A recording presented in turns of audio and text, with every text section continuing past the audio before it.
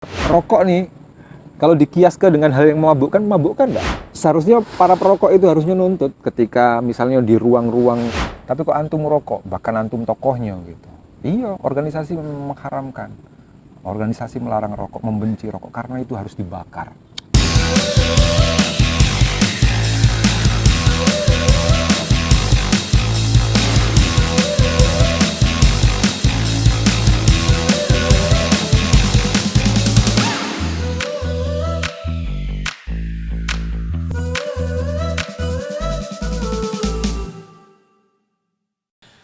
Assalamualaikum warahmatullahi wabarakatuh. Waalaikumsalam warahmatullahi wabarakatuh. Iya. Ini kita ulang lagi nih. Sudah seperempat perjalanan ternyata audio tidak terrecord. Akhirnya kita ulang lagi. Kenalan dulu dong. Kenalan dulu kita bersama lagi dengan Ustaz Lukman dan partner saya Raju Saputra. Raju Saputra. Ini karena kita sudah larut-larut malam. Kita langsung ke topik saja. Lah sudah cenecak tadi. Basa-basi tadi sudah dihapuskan juga. Iya. Malam ini kita akan membahas tema tentang rokok. Rokok. Ya, ini kan banyak nih yang ngomong nih rokok. Ada yang bilang haram, Ada makruh. ada yang makruh. Tapi ulama juga sebagian banyak merokok. Rokok. Nah ini jadi cukup jadi perbincangan ya. Nah, Mungkin klise perbincangannya cuman bener. selalu menarik untuk kita bahas. Jadi Apa nih? Kita nanya dulu nih. Iya, Ada langsung. merokok nih. Gak usah kita langsung ya langsung ya. Sudah lesu. Rokok Ustaz. Menurut Ustaz, pasti Ustaz yang membolehkan rokok. Cuman ya silakan Ustaz jelaskan hukum tentang Iya. rokok. Ini berarti bukan opini kedua ya. Iya. Opini ke sekian. Sekian. Tapi Pendapat kalau memang opini salah. pertamanya adalah tadi kebanyakan orang menganggap, atau pada umumnya masyarakat modern mungkin atau muslim modern terutama Iya, itu iya. mengharamkan rokok, maka ini barangkali opini keduanya arahnya adalah bantah. Mantan. Bantahnya seperti itu tadi. Jadi sebenarnya tadi sudah jelasin ya, panjang lumayan. Kayaknya nanti penjelasannya bisa beda. Gak apa-apa Ustaz. Masih ada satu arah itu. Tapi yang jelas bahwa rokok ini adalah sesuatu hal yang baru ya kan, sesuatu hal yang tidak ditemukan presidennya pada zaman Nabi. Jadi karena itu wajar para ulama itu akhirnya berbeda pendapat seperti yang antum semua tadi sebutkan. Ada yang ngomong halal, ada yang ngomong haram, ada yang ngomong makruh, ada yang ngomong mubah dan seterusnya dan seterusnya. Ada sekian banyak pendapat yang akan kita temukan ketika kita berhadapan dengan hal baru, wabil khusus rokok. Rokok, iya. Rokok memang problematis ya. Akan ada sekian banyak argumentasi buat yang mengharamkan, yang menghalalkan juga ada argumentasinya. Ya itu tadi, itu karena memang rokok itu termasuk hal yang baru yang tidak ditemukan pada zaman Nabi. Kok jauh-jauh ya soal rokok ya, zaman sahabat dulu yang belum jauh dari Nabi itu juga terjadi perbedaan pendapat, ya kan, karena beberapa dari mereka tidak tahu bagaimana Nabi menyikapi hal itu. Di antaranya ada beberapa sahabat yang mempersoalkan, saya lupa buahnya itu apa gitu. Jadi dia itu sampai tidak mau makan buah itu hanya karena mereka atau beliau-beliau ini tidak tahu Nabi itu pernah makan atau tidak, sementara yang lain menghalalkan ya. Ya itu. Jadi hal yang baru itu bagaimana cara menentukan hukumnya. Pada saat Nabi tidak ada tuh masalah itu. Gitu. Jadi para ulama akhirnya berijtihad. Sehingga akhirnya dalam konteks ilmu ushul fikih kita tahu ada sekian banyak sumber hukum. Sumber hukum dalam agama Islam yang disepakati oleh ulama sejak zaman dulu itu 4. Sekalipun mungkin beberapa orang atau beberapa kelompok hanya percaya, yang terutama yang punya jargon-jargon back to sunnah. Jargon-jargon saya itu hanya percaya pada Quran dan hadis. Tapi ijma ulama sejak zaman dulu, dan itu prakteknya juga sudah ada sejak zaman sahabat sebenarnya. Misalnya kayak ijtihadnya Sayyidina Umar itu mungkin pakai kias gitu kan, lalu kemudian kesepakatan para sahabat itu disebut sebagai ijma ya. Oh, iya. Ya kan? Jadi kita sepakat ada 4, ulama-ulama sepakat ada 4 sumber hukum: Quran, sunnah, ijma dan qiyas. Sekalipun ada sumber-sumber hukum yang kemudian disebut mukhtalaf fih. Mukhtalaf fih itu diperdebatkan dalam arti ada sekalian ulama yang meyakininya atau mengambilnya sebagai sumber hukum, ulama yang lain tidak. Misalnya istihsan, istilahnya istihsan atau istishab atau maslahah gitu ya. Maslahah itu dianggap sumber hukum oleh mazhab Maliki tapi tidak dianggap oleh madhab Syafi'i atau dianggap cuman tidak menjadi Utama. ya pilihan utama karena pilihan utamanya ya cuman 4. Kalau di Empat madhab Syafi'i kan cuman 4. Ngikuti pendapat ngikuti ijma ulama lah. Maksudnya ngikuti pendapat yang sudah disepakati saja gitu. Nanti ada kayak misalnya Ibnu Hambal itu punya pendapat kalau misalnya nanti ada pertentangan antara ro'yu itu dalam konteks ini kias gitu. Kias itu kan penetapan hukum berdasarkan ro'yu, nalar, ya kan? Hukum terhadap sesuatu yang baru ditetapkan berdasarkan nalar karena ada kesamaan A, B, C. Gitu. Iya. Ketika ada pertentangan antara ro'yu dengan atau nalar dengan hadis dan itu hadis do'if, kalau kata Imam Ahmad bin Ibnu Hambal atau madhab Hambali, didahulukan yang mana? Didahulukan hadis do'if. Sekalipun do'if, tetap baik itu hadis. Kan gitu-gitu ya. Iya, Ustaz. Nah kita enggak terlalu jauh ya kayak gitu. Jadi akhirnya dari situ saja akhirnya banyak pendapat dari para ulama karena perbedaan sumber hukum, perbedaan sumber dalil, perbedaan dalil-dalil. Bahkan di kalangan ulama Syafi'iyah itu akan ada sekian banyak perbedaan pendapat. Itu dari zaman awal sampai zaman sekarang. Sekarang nih ulama-ulama kita yang ngakunya Syafi'iyah atau kita ini yang ngakunya Syafi'iyah itu dikritik oleh tetangga-tetangga. Kita nih Syafi'iyah tapi yang tidak konsisten katanya. Karena tidak mengikuti pendapatnya Imam Syafi'i. Mereka langsung buka tuh kitab Al-Um misalnya. Imam Syafi'i itu punya pendapat seperti ini. Mereka yang kritik kita tidak konsisten itu sebenarnya tidak tahu tradisi dalam dunia keilmuan kita itu seperti apa. Murid sama guru itu biasa berbeda pendapat. Berbeda pendapat. Dan pendapatnya itu berdasarkan argumentasinya masing-masing. Jadi Imam Syafi'i dibantah oleh ashabnya, murid-muridnya itu wajar. Dan kadang-kadang bahkan justru pendapat ashabnya yang dimenangkan. Itu biasa itu. Karena itu antara Imam Syafi'i dengan pendapatnya Imam Nawawi itu bisa jadi berbeda. Karena konteksnya, karena perbedaan zamannya, ya kan? Itu sudah berbeda. Jadi akhirnya diambil pendapatnya Imam Syafi'i. Itu nanti ada kitab khusus tuh yang membahas tentang apabila ada perbedaan pendapat antara Imam Syafi'i dengan ashab. Didahulukan yang mana? Di antara ashab, apabila ada perbedaan pendapat di antara mereka, misalnya Imam Syafi'i, Imam Rafi'i dengan Imam Nawawi didahulukan yang mana? Di konteks kita, ulama-ulama kita itu ada perbedaan pendapat, sekian banyak perbedaan pendapat. Dalam konteks NU nih, yang saya berafiliasi di sana, misalnya itu ada Mbah Hasyim Asy'ari. Mbah Hasyim Asy'ari itu punya sekian banyak pendapat yang kemudian justru oleh murid-muridnya ditentang dalam tanda petik ya. Bahkan anaknya sendiri nentang dalam tanda petik juga. Ya kan? Misalnya Mbah Hasyim Asy'ari itu pernah mengharamkan dasi, pernah mengharamkan celana. Ya. Karena dasarnya terutama adalah hadis man tasyabbaha biqaumin fahuwa minhum. Ya kan? Sudah ngaramkan seperti itu, anaknya sendiri Mbah Wahid Hasyim ternyata pakai dasi, pakai celana. Lihat di foto-foto pahlawan itu kan pakai dasi itu. Bertentang aja nih. Ya, apalagi nanti cucungnya Gus Dur itu ya, pendapatnya malah lebih aneh-aneh lagi. Ya, tradisi seperti ini perlu difahami ya. Perbedaan-perbedaan pendapat ini nantinya akan memberikan sekian banyak hal yang kemudian kita sebut sebagai hikmah ya. Hikmah dalam arti misalnya ketika ada perbedaan pendapat ini ya akhirnya umat itu bisa milih yang sesuai dengan konteksnya. Konteksnya itu nanti lebih jauh lagi. Tapi bukan berarti yang berbeda pendapat itu ngelawan, bertentangan. Jadi ketika ada disebut bahwa NU saya ini NU Mbah Hasyim, bukan NU yang lain, ya boleh ya kamu klaim seperti itu, berarti kan madhabnya itu. Tapi kan ini sebenarnya bukan madhab-madhaban itu, perbedaan pendapat itu sebenarnya wajar. Ada contoh ya, bagaimana sih Mbah Hasyim itu tidak seperti kita yang sekarang ini, yang ketika berpendapat seringkali dengan karena ingin pendapat kita dianggap benar, akhirnya menyalahkan, mengelirukan pendapat yang lain, lalu kemudian bahkan sampai menjustifikasi kalau yang lain itu kafir atau sesat.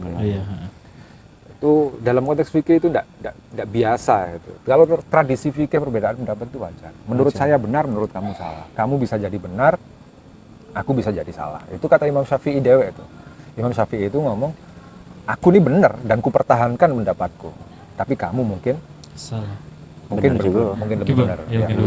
Aku benar dan kamu salah, tapi kamu mungkin benar. Sebaliknya, kamu itu salah buat aku, tapi mungkin bisa jadi aku yang pokoknya gitu. Iya. Nah, dicontohkan oleh Mbah Hasyim tadi, balik ke Mbah Hasyim. Mbah Hasyim itu pernah punya pendapat tentang nakus itu ada kitabnya. Apa nakus itu? Nakus itu kentongan. Oh, kentongan. Kentongan ya. Ya, atau mungkin bisa disetarakan dengan beduk juga mungkin. Oh iya. Nah, kentongan itu menurut Mbah Hasyim haram karena man tasyabaha biqaumin fahuwa minhum. Oh. Jadi Kalau orang ya, kafir? kentongan di masjid itu dihukumi haram karena mirip dengan lonceng kalau di gereja. Oh iya. Kalau bunyi ke lonceng apa makmum dari gerejanya itu kan Jemaah. Jemaah. lebih ngerti deh jemaat. Iya kan. Karena saya tinggal dekat Caritas. Jadi di gereja. masjid kan juga seperti itu kan, kalau masjidnya masih kosong dipukul tuh beduk ya benar. kentongannya. Itu sama dengan memanggil jamaah dengan cara yang mirip dengan yang dilakukan oleh umat sebelah. Iya. Jadi Mbah Hasyim mengharamkan, ada kitabnya bahkan. Tapi itu dibantah oleh sejawat beliau, oleh kawan beliau ya, Kiai Fakih. Kiai Fakih ini dari Gresik. Dia lebih dikenal dengan Kiai Fakih Mas Kumambang. Itu juga bikin kitab selevel, sezaman. ya apa namanya, seangkatan. Oh. Satu Ya, lentik. satu leting. Mungkin lebih mudah lah gitu, tapi beliau ngarang kitab juga dengan argumentasi yang berbeda. Keren itu. Bahasnya dengan jawabnya dengan kitab. Dengan kitab. Ya, yang pertama itu nulis, ya dijawab dengan tulisan. Itu sebenarnya hikmah juga ya buat kita ya. Jadi kitabnya itu justru berkebalikan dengan Pendapat. fatwa yang dilontarkan oleh Mbah Hasyim. Menurut Mbah Fakih Mas Kumambang, kentongan itu aman-aman baik. Karena prakteknya kentongan itu dalam konteks masyarakat kita tidak cuma untuk dipakai manggil jamaah, ya, tapi untuk dipakai hal-hal yang lain. Ya kan, kentongan bisa dipakai untuk pemberitahuan kalau ada orang meninggal, ada apa, meninggal. Zaman itu, Ya, zaman itu. Sekarang mungkin enggak ya. Artinya nggak bisa bener-bener disamakan dengan kedudukan lonceng, kan gitu. Buat siapa? Buat Mbak Fakih Mas Kumambang. Nah, itu wajar, itu biasa perbedaan pendapat seperti itu. Tapi yang seringkali lagi-lagi saya kalau karena tadi sudah disebut bahwa umumnya kita sekarang itu kalau berbeda pendapat itu saling ngatoi gitu. Saling benci. Itu sebenarnya bukan sunnah ulama-ulama kita. Ulama-ulama kita terdahulu itu nyontoh ke yang berbeda. Imam Syafi'i itu termasuk yang kekeh berpendapat bahwa kunut itu termasuk sunnah abad. Sunnah abad ya, kunut, gitu kan. Lalu Imam Abu Hanifah itu termasuk yang berpendapat bahwa kunut itu bukan sunnah abad. Ya. Jadi Imam Syafi'i mengkampanyekan kepada murid-muridnya, kamu harus kalau subuh kunutan dong, gitu. Ya. Kunutan dong, kunut itu. Kalau enggak kunut ya berarti bukan muridnya Imam Syafi'i misalnya Tapi suatu kali Imam Syafi'i waktu ziarah, ini cerita-cerita dalam kitab-kitab disebut. Suatu kali Imam Syafi'i ziarah ke makamnya Imam Abu Hanifah. Di makamnya Imam Abu Hanifah. Makam loh. Catat ini, bukan di depan orangnya. Orangnya sudah meninggal di makamnya saja. Jadi dia sholat waktu itu sholat subuh. Imam Syafi'i tidak melakukan kunut. Imam Syafi'i tidak melakukan kunut waktu itu. Lalu akhirnya murid-muridnya nanya dong, Syekh, selama ini antum tuh memprovokasi kami untuk berkunut, mempropagandakan kesunahan kunut, kok sekarang antum kok nggak pakai kunut itu kenapa? Jawabannya Imam Syafi'i apa? Ikraman wa ta'ziman di Abi Hanifah. Menghormati Abu Hanifah. Padahal Abu Hanifahnya lah sudah. Tidak ada lagi, Ustaz. Kita di depan wongnya sekarang. Debat ngato-ngatoi bahkan. Justru yang parah tuh muridnya kata ini, nggak kata argumennya. Iya betul. Dalam hal Mbah Hasyim tadi juga seperti itu. Mbah Hasyim juga memberikan contoh ulama-ulama kita dewe. Jadi ketika Mbah Hasyim datang ke Gresik, tempatnya Kiai Fakih itu berseru ke orang-orang Gresik agar menurunkan seluruh kentongan.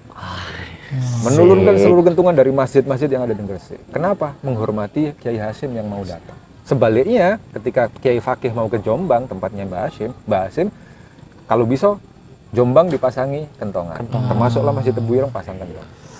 Gitu. Itu juga yang membuat banyak pendapat yang akhirnya jadi berbeda. Dari dulu sampai hari ini di Tebuyireng itu tidak pernah ada haul. Tapi ketika Gus Dur ada haul. Haulnya Gus Dur. Tebuyireng sekarang kan rame haulnya Gus Dur. Tapi kenapa kok Mbah Hasyim tidak pernah dihauli sejak zaman dulu? Karena Mbah Hasyim punya pendapat haul itu iya kayak gitulah. Kalau aku meninggal tidak usah diholi lah intinya. Tapi anaknya, cucunya malah diholi. Perbedaan itu wajar, perbedaan itu biasa. Cuman cara kita bersikap terhadap perbedaan itu yang kemudian membedakan kita dengan mungkin Khawarij yang tidak tahan dengan perbedaan sehingga ya kan, sehingga akhirnya Imam Ali sampai dikafirkan oleh beliau, oleh mereka, ya dibunuh oleh mereka karena dianggap kafir. Khawarij memang punya cara yang seperti itu. Nah, dalam konteks rokok, kalau tadi kita nyinggung-nyinggung soal kitab, sebenarnya rokok itu juga ada kitabnya. Wis. Ini masuk nih, ini baru masuk. Nah, ini kitabnya. Baca. Baca juga, tidak bisa juga. Irsyadul Ikhwan. Irsyadul Ikhwan fi bayani ahkami syurbil qahwa wad dukhan. Wow. Memberikan Artinya? penjelasan kepada saudara-saudara atau murid-murid atau kawan-kawan tentang hukum dari minum kopi dan rokok. Itu yang ngarang Syekh Ihsan Jampas. Sebenarnya ada sekian banyak karangan tentang rokok, tentang kopi sebelum karangan ini, tapi yang terkenal ini. Bahkan sampai sekarang bahkan sekarang itu sudah diterjemahin tuh. Ada, Ustaz? Ada pustaka pesantren yang nerbitin. Itu penerbit yang juga nerbitin buku deterjen rohani saya. Promo dikit. Silakan Bukti. Ada stand. Tanya ke penerbit. Iya. Judulnya Kitab Kopi dan Rokok. Itu terjemahnya ini. Nah, di sini selain beliau berargumentasi bahwa rokok itu menurut beliau ya mubah-mubah saja, boleh-boleh saja. Tapi juga beliau dengan besar hati menampilkan pendapat-pendapat yang melarang. Tapi juga pada saat yang sama juga dibantah oleh beliau. Rata-rata orang yang menisbatkan haram pada rokok itu berargumentasi bahwa rokok itu mengandung banyak maldorot. Tidak sehat. Maldorot tidak baik gitu. Intinya maslahah. Meninggalkan rokok adalah tindakan maslahah. Nah, ini dibantah oleh Syekh Ihsan. Di antaranya adalah dengan buat kita tidak ada sumber hukum maslahah tuh. Kenapa kok tadi saya ngomong soal sumber hukum karena ada hubungannya dengan itu. Itu kan percayanya itu sampai di kias B. Maslahah itu tidak menjadi sumber pokok buat Syafi'iyah gitu. Karena riskan kalau kita netep ke maslahah itu sebagai sumber hukum. Karena bisa jadi nanti orang menganggap sesuatu itu baik padahal ternyata sebenarnya tidak baik. Nanti kita akan tahu kalau kita pernah belajar usul fikih akan tahu bahwa maslahah itu ada beragam ya, ada maslahah mulgah, ada maslahah mursalah, ada maslahah apa saja. Yang biasanya diambil itu maslahah mursalah. Maslahah mulgah itu wong nganggapnya baik tapi sebenarnya ya tidak baik. Maslahah tapi ternyata angan-angan maslahah saja, fata morgana maslahah saja itu tidak bisa dipakai sebagai penetapan hukum. Misalnya ada yang berkata bahwa wine itu oke. Wine itu oke karena sifatnya menghangatkan dan kita butuh itu untuk kesehatan badan kita. Buat pendapat ini berarti wine itu maslahah dong. Boleh. Iya kan, maslahah baik untuk kesehatan kita kan. Ada yang seperti itu. Buat kita tetap tidak boleh berdasarkan kias itu sesuatu yang memabukkan. Itu kan akhirnya pertentangan tuh. Sama dengan ini akhirnya bisa jadi pertentangan tuh. Kalau kita netep ke Syekh Ihsan Jampas akhirnya pakai argumentasi rokok itu ya mau tidak mau menurut cara berpikir Syafi'iyah harusnya ditetapkan dengan cara kias, model kias seperti madzhab Syafi'i. Kalau kias itu kan berarti menyamakan hukum sesuatu yang baru dengan hukum sesuatu yang lama. Gitu kan. Kayak Homer misalnya ya. Dulu ada pertanyaan tuh Homer itu, aku sering menjelaskan ke budak-budak di kelas gitu. Homer itu sebenarnya maknanya adalah minuman yang terbuat dari anggur. Fermentasi. Lalu bagaimana ya fermentasi anggur? Lalu bagaimana dengan minuman-minuman yang terbuat dari bukan anggur? Apakah tidak diharamkan oleh Allah? Padahal yang disebut dalam Al-Quran itu kan Homer.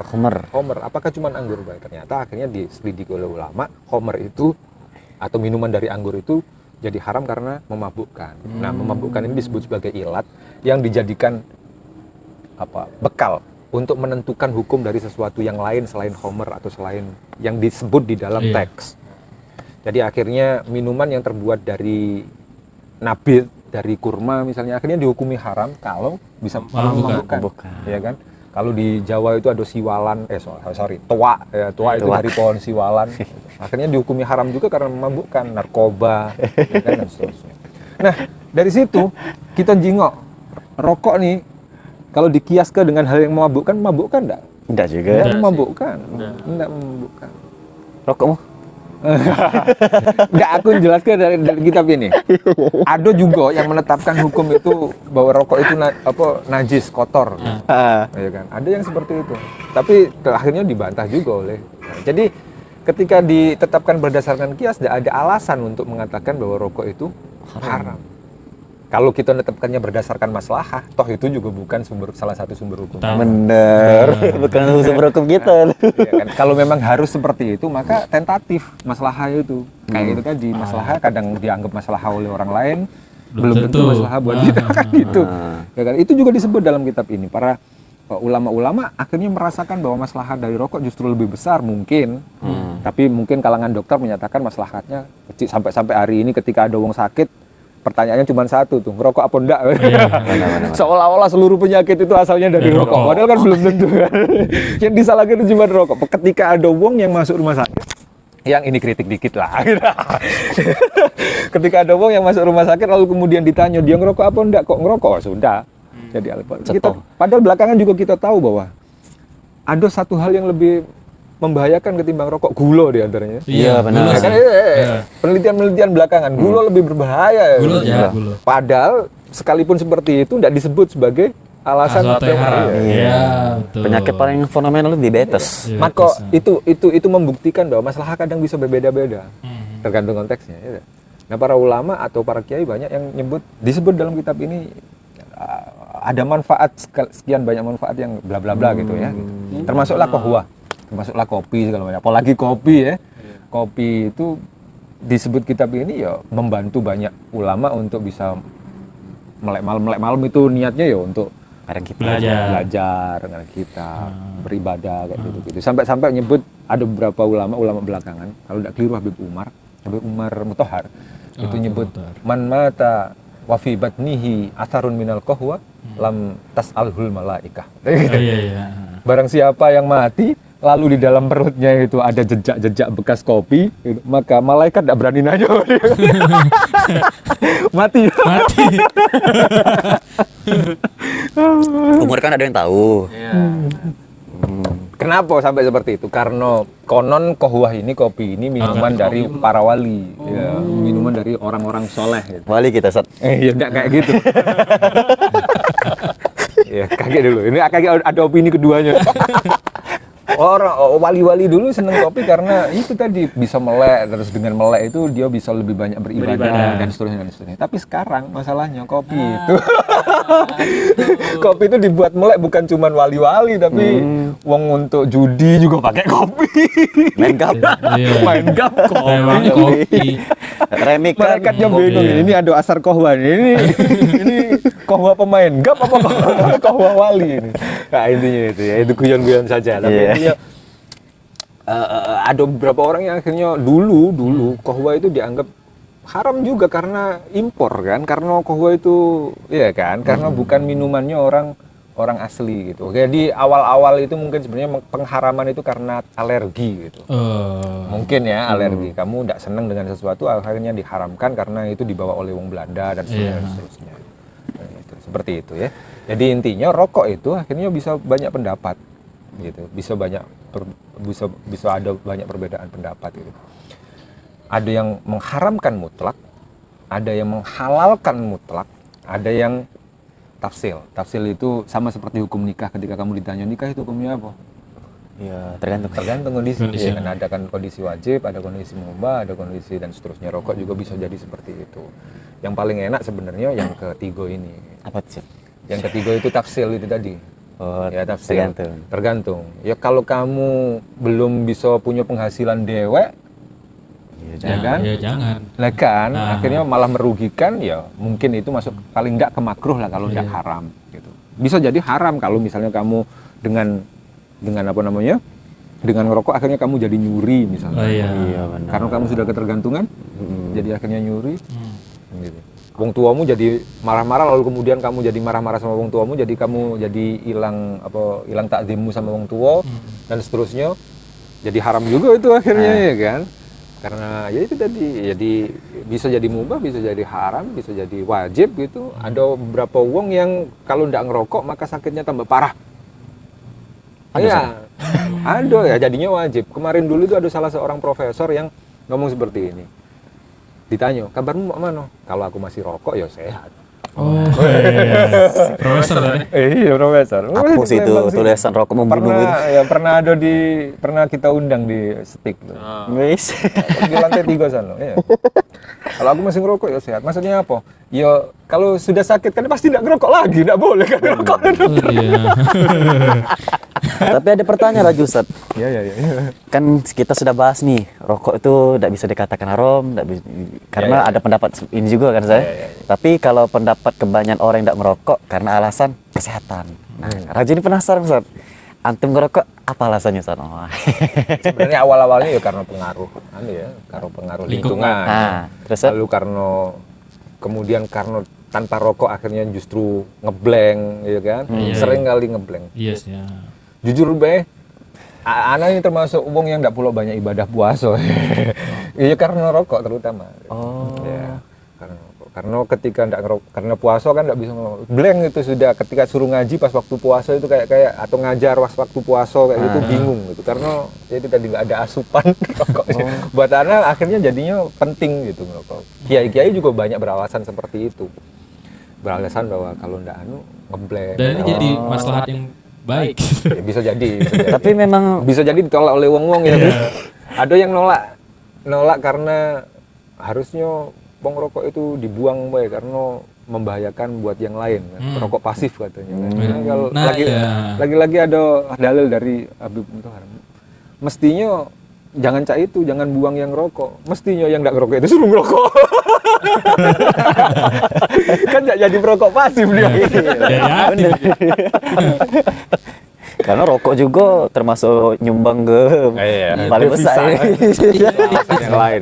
Itu nanti bisa ditelisik lebih jauh. Nanti itu dari sisi politik itu nanti perdebatannya bisa sangat panjang. Politik ekonomi ya. Itu ada nanti komunitas kretek itu pasti dia punya sekian banyak argumentasi kenapa kok akhirnya rokok itu sangat dibenci oleh kalangan-kalangan tertentu. Itu karena ada apa namanya, ada tinjauan-tinjauan politis ekonomisnya lah. Tapi kita tidak bahas itu, kita kan ngomong soal agama dan seterusnya ya. Tapi memang keras Ustaz ya. Aju juga dulu merokok, tapi kalau ada masalah tuh merokok tuh apa kayak pikiran tuh ada gitu. Lagi-lagi itu tadi tapi kalau memang belum bisa ngasil ke dewa ya enggak usah. Tapi kan dengan banyaknya penelitian-penelitian sains segala macam yang mengatakan bahwa rokok sumber penyakit lah segala macam. Itu juga bisa dibantah sebenarnya, masuknya ke bantahan-bantahan yang juga ilmiah yang kadang-kadang ditunjukkan oleh komunitas kretek tuh. Tapi itu sudah dibantah Ustaz. Iya, itu sudah banyak yang bantah juga. Kadang lucunya Ustaz cewek zaman sekarang ini sering menjudge para cowok, aku nggak mau nyari cowok yang perokok karena perokok itu penyakit. Sedangkan yang ngomong itu ya dia hobi makan seblak, hobi makan itu kan sumber penyakit gitu kan.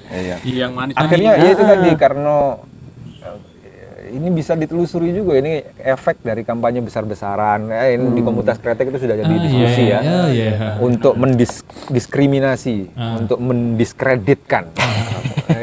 Sehingga akhirnya bahkan sampai jadi stigma ya kan, itu tadi kamu sama dengan dulu orang yang bertato itu, ini bukan berarti menghalalkan tato atau enggak tato lah, rambut panjang lah. Oh iya, preman gitu kan, karena rambut panjangnya gitu. Bahkan Nabi juga rambut panjang gitu. Tapi kalau kamu kan aku manjangin rambut karena niru Nabi. Seneng panjangin rambut dicap orang nakal ibu. Tapi stigma itu sudah. Terus kamu bantah, Nabi kan panjang. Rambutnya panjang. Oh, kamu niru Nabi cuman di rambutnya, Pak. Ngapa tidak niru di miskinnya? Sama cak poligami berarti sudah Nabi. Iya. Poligami niru Nabi, sementara yang lain-lain enggak kamu tiru. Sudah ada hati. Tadi balik lagi ini data kepikiran Ustaz. Kayak misalnya masalah-masalah tadi. Karena di kedokteran juga kayaknya penyakit yang utama itu karena gula kan, diabetes. Tapi kenapa tidak dibicarakan atau tidak diperdebatkan setajam kayak rokok misalnya? Ya itu udah tahu juga itu. Mungkin kalau kepemikiran aku, karena rokok ada apa kayak ngeganggu yang lain. Tapi kalau gula kan kalau dia kebanyakan sering makan gula kan untuk dirinya sendiri. Mengganggu yang lain juga kalau kamu nyuguh ke gula terus ke anak kamu. Iya, kalau sakit juga nyusi. Karena menurut aku rokok itu sebenarnya tidak berbahaya. Yang berbahaya itu kalau kita berlebihan. Nah, itu yang membuat penyakit. Setiap yang berlebihan itu sebenarnya berbahaya pasti. Iya. Dan sedangkan kamu orang minumnya 1 tong juga mabuk kamu. dan kebanyakan orang rokok itu biasa bercandu Ustaz ya. Iya. Ada yang sampai sehari 2 kotak. Jadi itu kan yo kayaknya berlebihan. Aku 3 bungkus. Nah, Aduh. itu termasuk berlebihan nggak menurut antum? Aku tuh pernah mau lihat podcast dokter kan. Dia bilang, "Kenapa orang zaman dulu merokok juga Ustaz ya? Sama orang sekarang merokok beda. Orang zaman dulu walaupun merokok sehat. Kalau zaman sekarang karena ada imbangannya katanya. Ah, iya. Imbangannya itu adalah jalan terus. Dan kita nih ngerokok, polusi, jalan tidak pernah, mageran, main HP. Apa Makan enggak? gorengan dulu. Yang gerak pikirannya, Nah, itu bantahannya. Itu bantahannya. bukan fisiknya. Orang juga kan zaman sekarang nih, apalagi anak muda, sok-sok ngerokok, baru SMP ngerokok, apa sih? Itu yang sebenarnya ndak enak nian juga. Tapi sebenarnya kalau ngomong ndak enak sebenarnya aku juga sejak SMP dulu. Waktu itu mungkin juga ndak enak di jingga uang kali. Karena orang juga mikir, apa sih anak SMP ngerokok, pikirannya apa? Tapi ini pertanyaan agak Nyimpang. agak pribadi dah. Oh, agak Nah, pribadi. apa tuh? Ada kepikiran untuk berhenti dah Ustaz ngerokok? Ada kebegaran untuk berhenti. Ya. Tapi- Pernah suatu kali waktu ngerasa sakit itu pernah pikir ke situ gitu. Tapi ternyata sakitnya juga ada hubungannya juga sama rokok. Oh, jadi tetap lanjut. Pernah berhenti juga beberapa anak itu di kelas sebutlah SMA gitu sudah divonis pneumonia. Pneumonia itu ya sakit paru-paru. Paru-paru. Jadi pernah sampai berhenti ngerokok atau ganti rokok dengan yang agak ringan. Gitu ya. Cuman alhamdulillah ya sampai hari ini juga masih seperti ini. Sejak SMA itu berarti 20 tahun, 25 tahun yang lalu. Ketahuan itu. Ya ketahuan akhirnya. Bukan berarti apa ya? Bukan berarti sombong kalau ngerokok itu aku masih sehat karena ngerokok dan enggak itu juga bisa jadi memang rokok itu juga tidak menyehatkan. Itu juga ada bagian-bagian tertentu yang kadang kita antisipasi juga gitu. Karena memang ada penelitiannya juga. Iya, karena itu ada beberapa banyak hal yang bisa dibuat untuk menganulir itu kan, misalnya ya kita baca-baca hasilnya seperti apa, enggak masalah. Kalau misalnya berhenti ngerokok Ustaz sudah ketemu belum ininya? Gantinya? Penggantinya. Belum. Aku Jadi dulu belum mau rokok kepikiran mau aku malah. mau. Oh, Tapi dulu pernah sempat nge-vape ya? Oh iya. Bener sempat. sekarang nggak ngapain lagi Ustaz? Masih? Belum. Kadang-kadang, Mbak. Awalnya rajin dulu tuh ngerokok Ustaz ya. Cuman kayaknya 2 bulan ngerokok Ustaz ya. Batuk itu berdahak nih Ustaz. Kayaknya memang fisik nih tidak kuat kan. Anak kebalik malah justru. Ini malah ngomong agama nih. Kebalik malah justru pas batuk-batuk ngerokok malah justru berhenti. Oke gitu Ustaz. Iya, ngerokoknya tapi harus rokok-rokok tertentu ya, tapi tidak perlu nyebut merek ya. Iya. Masuk Enders tuh. Makanya dari sekarang ini ketika lagi ganti ke vape atau pot itu agak mendingan Ustaz. Justru anak pas waktu vape itu malah batuk, Oh, kebalikan berarti Ustaz ya. pilek, terus apa tenggorokan itu kan karena panas itu tadi kan. Karena panasnya mungkin berlebihan. Anak kan kadang pakai vape yang mod yang besar itu kan. Iya. Sampai 60 sampai 70 watt. Nah, berarti 70 kan Ustaz? Wajar sih. Langsung bus gitu. Tidak mau, aku pernah nyoba 70 tuh.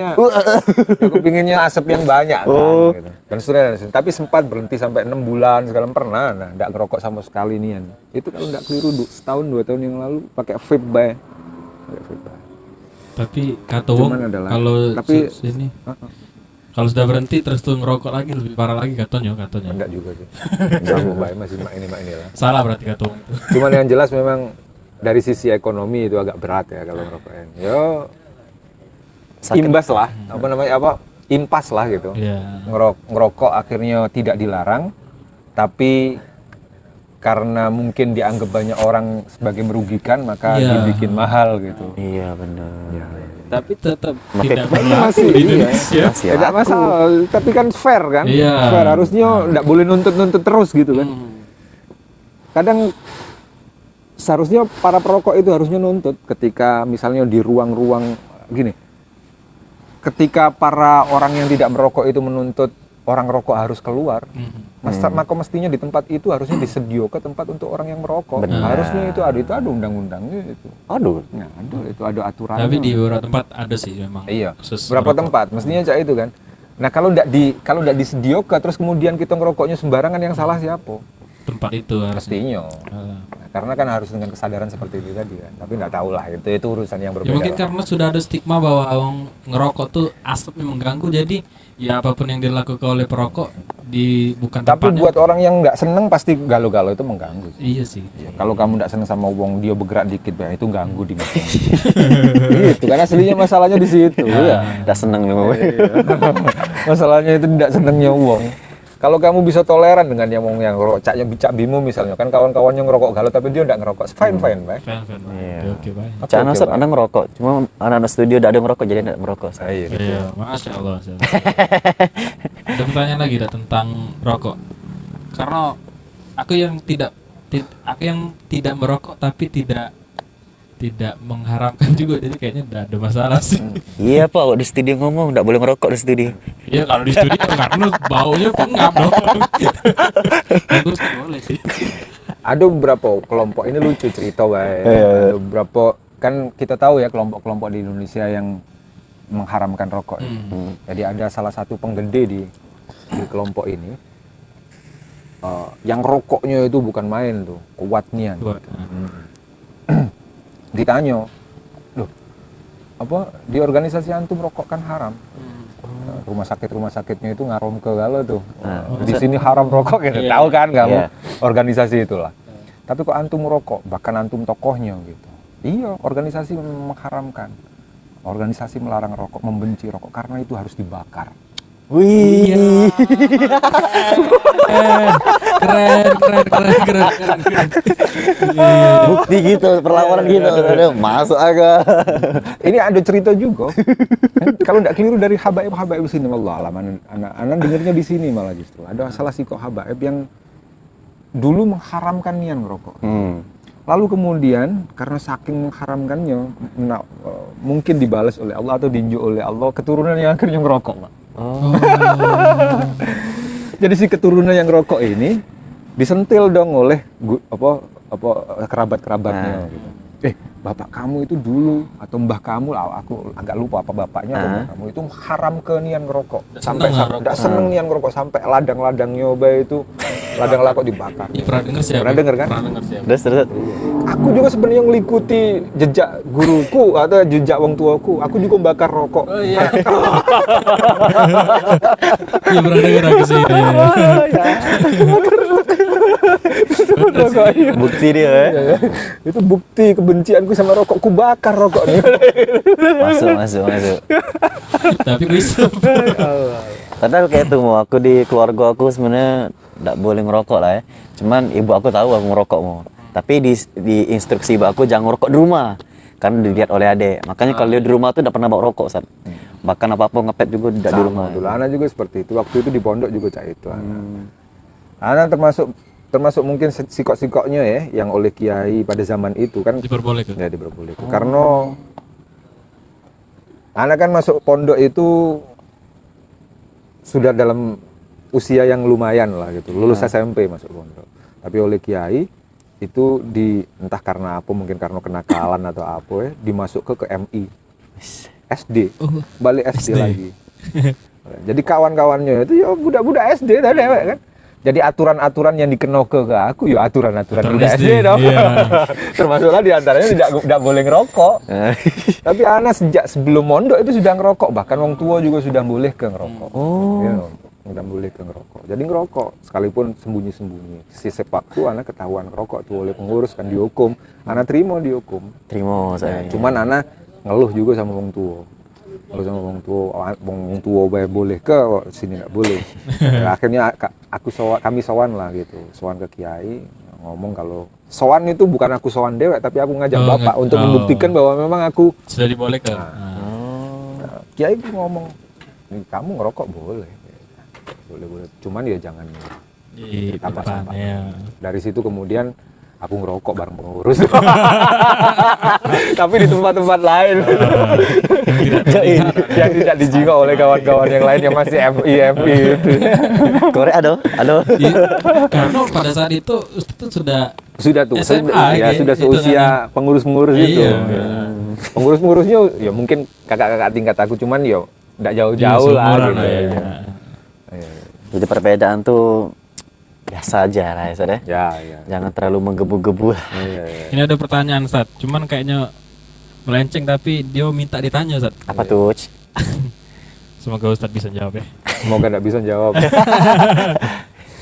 Nah ini nah, jelaskan apa yang dimaksud dengan puasa weton dan bagaimana hukum mentirakati anak dengan puasa weton. Kalau anak wetonnya beda, bagaimana? Jauh nih yang dari pembahasan kita. Iya, iya. Puasa Itu mungkin tapi berhubungan dengan Iya, yang kemarin-kemarin. tapi tidak apa lah. Nama Oh, durasi. weton tuh Anak nggak jawab ya, anak nggak jawab hukumnya ya. Tapi yang jelas guru anak nganjur ke itu. Anjurkan untuk puasa. Mentirakati anak di puasa weton. Tidak Di- udah ngerti di lah. weton. Iya Maksudnya apa weton tuh? lah Ustaz. Weton itu pasaran. Pasaran itu hari untuk omong Jawa. Jadi kalau di Jawa itu bulan itu adonya 35 hari itu. Iya, Harinya ada 5 dalam satu pekan. Ah. Paing, Wage, Kliwon, bla bla bla. Oh, Ketika iya. digabung ke dengan hari biasa jadinya ada Senin Pon, Senin Oh, iya. Kliwon, Senin apa Iya, gitu kan. iya. Itu digabung ke sudah gabungan. Itu khas wong Jawa. Lalu kemudian pada zaman Sultan Agung tidak, kalau nggak keliru, penanggalan-penanggalan Jawa itu diasimilasi dengan tanggalan Hijriah. Oh. Maka ada Dulkangidah, gitu kan, bulan Maulud, pada asalnya Rabiul Awal. Gitu. Rejab lah ya. Nah, disesuaikan dengan itu. Tapi tanggalan Jawanya dewek itu juga masih berjalan. Nah, weton-weton ini masih berlaku di kalangan Jawa. Ini mirip dengan zodiak gitu kemarin. Oh iya. Ya. Zodiak itu sebenarnya kalau zodiak atau sio lah lebih kayak itu Sio. ya. Zodiak itu kan apa namanya? Kadang bisa jingok watak wong Iya benar. dilihat dari bulan lahir. Bulan lahir. Zodiaknya apa? Sio itu dilihat dari Tahun. tahun lahir. ya, tahun. Tapi tradisi itu dipengaruhi oleh asing sih sebenarnya. Kalau sio itu kalau tidak keliru Cina ya. Iya, Kalau Cina. zodiak itu di barat ya. Barat. Nah, kalau di Jawa sebenarnya ada pola yang khas weton. Tahun. Kalau kamu punya weton Senin ini misalnya itu ada cara bacanya tuh. Aku ada minggu apa wataknya. ya weton aku ya? Raju ini punya calon, Ustaz. Nah. Calonnya ini orang Jawa. Jadi ada orang Jawa tuh yang Ya, ngitung. weton-weton Ya, itu. ini cocok dak nih dengan ini dihitung aja tuh. Uji Raju. Apa ini? Ya cak itu ngitung itu dalam rangka antisipasi sama dengan ini sudah kita bahas kemarin ya. Kayak gitu. Sudah kita bahas tentang ramalan dan seterusnya dan seterusnya. Tapi yang jelas guruku nganjur ke ibu-ibu Ibu-ibu nih. ya ibu-ibu atau calon ibu atau terutama ibu yang sudah punya anak gitu untuk muasoi mentirakati anaknya di wetonnya Oh, di hari lahir di hari lahirnya. Oh. Itu dasarnya bukan apa namanya, bukan ada dalam agama Islam kayak misalnya Nabi puasa di hari Senin itu kan karena dia mempuasai Hari lahir. hari lahirnya. Nah, kebetulan kalau dalam konteks orang Jawa hari itu bisa double-double kan istilahnya, ada Senin Pon, Senin Napo gitu kan. Jadi dalam satu bulan itu minimal satu hari. Bukan minimal, ya harusnya satu hari. Senin pasti kan ketemunya satu hari. Kayak anak kan Kamis Wage misalnya. Anak termasuk yang selalu dipuasai oleh emak nih. Iya. Mungkin efek karena itu terus kemudian ada beberapa banyak yang menguntungkan buat anak ngerasanya cah itu dari tirakat keluar tirakat wong tua anak kayak gitu ya. Dan guru anak, kiai anak juga seperti itu, ternyata emaknya dulu rajin mentirakati anaknya. Itu Nah, nih dalam konteks masyarakat tirakat. ada ini enggak puasa. Apanya?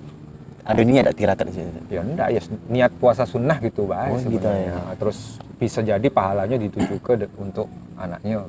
Niat kayak itu sama dengan kalau kamu baca Yasin untuk orang meninggal. Iya, benar. Ya kan itu baca Yasin itu yang melakukan siapa? Kita. Tapi pahalanya kita hadiah ke kau. Wow. Nyampe enggak? Buat kita nyampe. Sama dengan itu. Anak kita enggak melok tirakat nih. Ya kan yang niati gitu. Terus pahalanya kita hadiah ke dia. Dengan itu mungkin ketularan barokahnya ya bisa jadi. Enggak tahu soal barokah itu urusan. Itu diajar ke saya oleh guru. Oleh Ustaz. guru anak. Jadi anak jawab wajib atau sunnah atau apanya ya, tapi guru anak menganjurkan seperti itu buat anak itu bisa jadi kewajiban tuh malah kan kalau guru sudah ngomong seperti itu kan. Ya, untuk yang tidak percaya sudah. Iya. Enggak apa-apa. Tidak masalah. Apalagi bukan orang Jawa. Ya, soal weton segala macam posisinya itu mirip lah dengan zodiak tadi. Ya, untuk ngitung waktu, untuk ngitung nikah, untuk ngitung hari baik, kadang-kadang seperti itu. Benar. hari baik kita harus ada tambahan seperti itu ya karena kita wong Jawa ada tambahan pon segala macam gitu. Tapi sebenarnya dalam hal Islam juga kan ada sebenarnya. Misalnya kalau kamu nak mulai sesuatu, mulailah dengan hari Rabu. Gitu kan? Iya, Itu iya. habaib cak itu. Iya benar sih. Islam cek itu berarti. Cuman kalau wong Jawa ada tambahannya gitu, Bang. Wong Jawa ada tambahannya, ada Baca itu. tambahan hari yang dipercaya oleh wong Jawa. Iya. Ana masih tidak ngerti sebenarnya ngitung-ngitung. Itu Ana juga sebenarnya nggak ngerti juga, cuman tahu gitu, baik cara ngitungnya seperti apa Ana nggak tahu. Mungkin wong tua-tua Ana yang tahu. Bahkan Di level Nabi Ana juga itu sudah saudara. Motong kuku tuh kalau hari Kamis ini. ya ada saudara. pertimbangan-pertimbangan. Jadi hari Iya, itu iya. ada nuansa spiritualnya masing-masing. Kalau kita sekarang nganggap hari itu sesuatu yang Biasa. remeh biasa-biasa baik, itu wong-wong sekarang dulu lah yang Oh iya sih. menetralkan segala kita Kayak, ngomong per ngomong itu mestinya ada tuahnya gitu. Maka kita harus jago hati-hati ketika ngomong gitu. Kata Nabi fal yakul khairan au liyasmut. Kan gitu. Karena setiap kata yang muncul dari kita itu menghasilkan energi yang berbeda-beda gitu. Kata buruk energinya buruk gitu. Iya ada penelitian. Efeknya nanti ada penelitian. Wong kamu diomongin tidak lemah oleh uang langsung sakit hati kan, dan seterusnya dan seterusnya. Jadi hal sekecil apapun buat kita itu ada maknanya. Itu esensi yang membedakan antara umat beragama dengan yang tidak beragama sebenarnya gitu. Kalau kok umat beragama punya pandangan yang netral seperti orang yang tidak beragama, itu bisa dipertanyakan tuh, ya kan? Jadi ada tempat-tempat yang sakral, itu biasa dalam agama. Mekah itu sakral, Madinah itu sakral. Di Iya. Jawa ada tempat-tempat Sakral itu. bukan sakral, Keramat. keramat, kan ya kan? Ya mirip-mirip lah gitu, beda. Tidak percaya tenggoran. Ya itu urusan yang lain gitu. Tempat keramat misalnya makam aulia, ya. Yang agak kesini dikit ya tempat yang angker lah minimal gitu kan. Kan? Makam Jadi setiap wali. tempat itu kita harus ada adabnya. Jadi itu mengajarkan kita seperti itu. Orang-orang modern tidak percaya seperti itu. Akhirnya efeknya apa? Industrialisasi bertebaran di mana-mana. Dulu wong percaya ada hutan wingit, hutan angker. Wong nggak berani masuk tuh. Dengan ideologi baru, ideologi kapitalis, ideologi industrialis yang tidak percaya adanya Tahayul. angker tahayul dibabat galau tuh. Efeknya apa? Global warming. Oh iya. Nah sebenarnya kearifan lokal, istilahnya sekarang gitu ya. Kearifan lokal itu Tidak juga arif ada, lagi. juga ada efeknya dalam konteks lingkungan, gitu-gitu. Agama juga akhirnya kan ngajar kaca itu juga kan. Di kamar mandi baik kamu harus masih berdoa kan, karena di situ kamu bakal diintip oleh jin, itu ada ceritanya tuh kan, banyak-banyak kayak gitu. Karena kayak kita tuh. Nah, jima meremehkan. baik kamu harus doa. Doa. Kalau enggak kamu doa, kamu bareng-bareng jima sama jin. Itu ada tuh kitab. Yang kemarin di kitab Ahkamul Marjan fi Ahkamil Jan itu disebut kalau kamu enggak berdoa waktu jima wong bini kamu, jin melok bareng-bareng tuh. Nah, efeknya ketika ada perempuan yang disetubuhi oleh jin, anaknya bisa jadi aneh-aneh gitu kan. Kayak gitu-gitu. Lalu disebut dalam kitab itu, ini lucu, ini intermezzo saja di kitab itu. Bahwa mukhonnis itu mungkin saja hasil perselingkuhan antara manusia dengan jin. Mukhonnis itu apa? Oh iya, apa semua. Banci.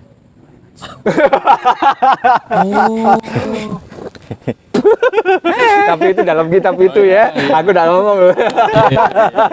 Nggak, aku terus kok. Takut digoreng nah seperti kita guys. Nanti ada. Banci itu lebih kok satu Iya, namanya. iya. Mukhonnis, selanang yang cak Tino. Cak Tino, iya. Itu dalam kitab itu loh ya. Aku udah Dalam ngomong. kitab itu. Lagi Kitab itu. salah ke kitab Salah itu. kitab itu. Bukan kata Ustaz. Udah. Bisa dikat. Ya, kita Ada lagi lah pertanyaanmu. pertanyaan tadi cuman singkat itulah. Tapi muncul pertanyaan lagi. Kayaknya tidak ada Zat. Karena kita sudah di penghujung acara. Mungkin sebagai penutup episode kita malam ini tentang rokok, ya kasih sedikit statement Ustaz tentang rokok sih. Merokok lah mau. Dan silakan Ustaz. Ya, yang percaya bahwa rokok itu tidak baik, ya percayalah dengan itu. Yang percaya bahwa rokok itu baik, ya tidak apa-apa juga, karena dua-duanya ada landasannya. Ya saling menghormati baiklah intinya. Karena biasanya kan sesuatu yang kita percaya itulah ya Ustaz ya. Bisa jadi. Ya kan kata uang tuh kan misalnya kita Oh ya, yakin amalan kita baca itu ya itulah sugesti yakin. ya. Keyakinan kita. Sugesti. Ini melok dalilnya Imam kemarin tuh. Ya kan? Apa tuh? Soal husnudzon sama Allah ya. Ah iya. Allah memberi Ana inda dzanni abdi bi. Kalau kamu ya aku ini sesuai dengan persangkaan Prasangka. hambaku gitu. Ya, kalau kamu menyangka bahwa Allah itu bakal melakukan ini terhadap kamu dengan kamu melakukan ini terhadap kamu, maka ya terjadi itulah. Ya ana inda dzanni abdi bi. Maka optimis be, positif be lah. Positif, pandang. iya. Saling menghargai. Husnudzon be gitu. Ya, kan? Di dunia kedokteran malah sangat dianjurkan untuk selalu pikir positif. Ya kan? Ya, apa itu istilahnya ya? Efek apa? Efek placebo, Oh, placebo. ya kan? Efek placebo itu penting. Itu gazebo. Ada efek placebo, ada efek placebo. Kamu sakit, lalu kemudian kamu kok ngeluh terus Iya. kamu sakit, itu tambah sakit. Tambah loh. sakit, iya. benar. Coba kamu masuk ke rumah sakit atau kamu sakit lalu kemudian sakit panas atau demam, gitu. Terus kamu ke puskesmas, terus ditunjuk apa namanya suntikan oleh dokter. Kamu nggak tahu itu obat atau cuman banyu bay kan? Iya. Tapi kamu ngerasa enak setelah itu tuh, Iya. karena kamu percaya dengan dokter, kamu akhirnya jadi apa namanya optimis Dan untuk punya sembuh. pengharapan untuk Ya, dan sembuh. punya pengharapan untuk sembuh, jadi sembuh nih ya. Iya. Benar, Itu benar, namanya placebo. Itu separuh dari kesehatan. Iya, gitu. iya, benar. Konon ya. Jadi buat kamu yang ngerokoklah terus. Jangan itu. Maksudnya Tapi tuh tetap berpikir positif. yang ngerokok boleh dengan mungkin sesuai latar belakangnya. Iya, Yang tidak iya. merokok jangan menjudge orang yang merokok Iya, itu iya. ini. Saling menghargai, respect lah. Masing-masing yang saling ya tadi kata Ustaz, saling menghormati bae. Dan juga yang merokok misalnya berada di suasana yang tidak merokok ya jangan merokok. Kita saling menghargai Mencoba gitu untuk kan. bertahan Nah, untuk tidak ngerokok. dan yang tidak merokok ketika bergabung dengan yang merokok ya Iya, tetap dengan karena menghargai. iya hargai. Awal-awalnya kena rokok ya. Menghargai menghargai lingkungan tuh. berarti ini Iya, masih udah- ada gini. Bahkan di level kita sebagai perokok Bay masih apa ya? Masih terganggu dengan stigma itu. Kita tidak lemak kalau nak ngomong kalau ngerokok itu bagus. Iya. Itu efek dari kampanye rokok yang ini kata komunitas kretek nih. Iya. Ini efek dari kampanye anti rokok yang sudah sangat masif. sangat masif. Gitu. Sampai akhirnya kita nak ngomong rokok itu bagus, Bay, tidak berani. Benar. Ya, tapi itu kita bisa kaji lebih jauh, nanti bisa diperdebatkan oleh komunitas rokok dan lain-lain, tapi kita bahasnya di sini. Itu bisa ngundang komunitas. Iya, harusnya tuh. Sponsor. Iya, komunitas kreatif. Terima kasih untuk waktunya. Siap. Bermanfaat sekali Nah, ini. iya, selesai lah, clear. Bermanfaat karena kamu ngerokok ya. Mana ngepep Ustaz? Kita berbeda, ngepep rokok dan tidak merokok. Jadi berbeda, kesimpulannya ya yang ngerokok kita ya sudah. Saling hargai dah. Ya. Kita damai kita. Terima kasih Ustaz. Terima kasih Raja, terima kasih semuanya. Kami pamit. Assalamualaikum Warahmatullahi wabarakatuh. Bye bye.